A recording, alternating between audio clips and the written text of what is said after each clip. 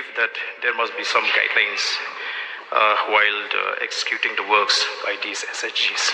So since there is a social audit, we would like to know how many out of these numbers given to us are found wanting, in abiding with the guidelines while executing the works. Sir, I'll just supplement on this.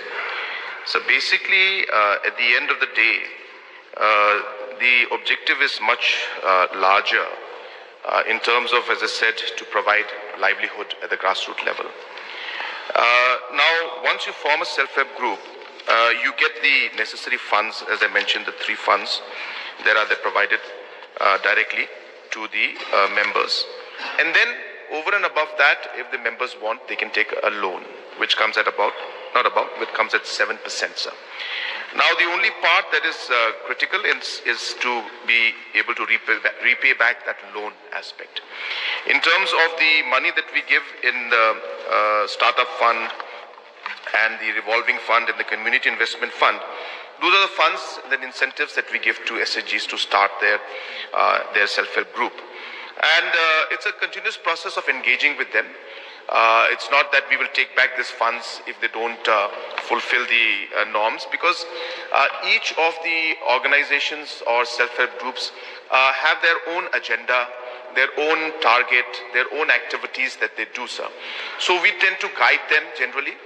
And as I said, at the end of the day, we also allow them to work as a microfinancing institution among the groups. So they can be not doing any specific social activity or economic activity, though we encourage all of them to do it because that will create the livelihood.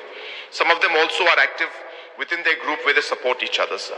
So it all depends on the activity to activity. But we try to ensure, or group to group, but we try to ensure that we guide them and support them to ensure that they are able to do more than what they're doing now.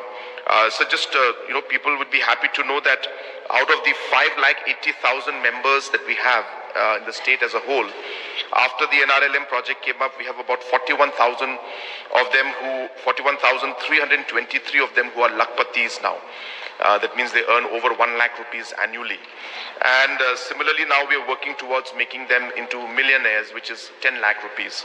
So it's a continuous process is what I'm trying to say. And at different levels, there are things. So there is no number to answer short. There is no number that these many groups are not are not following the norms or the rules. The rules are very flexible, and they allow the SHGs to be very, very active in the thing, in the work that they do.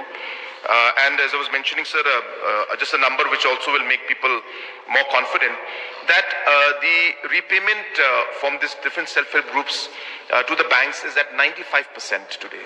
So it's not even that they're taking the money and they're not performing, sir. So there's a lot of work going on, a lot of activity. And we are encouraging more and more groups to be formed. And more importantly, we also want the groups which are there now to do much better.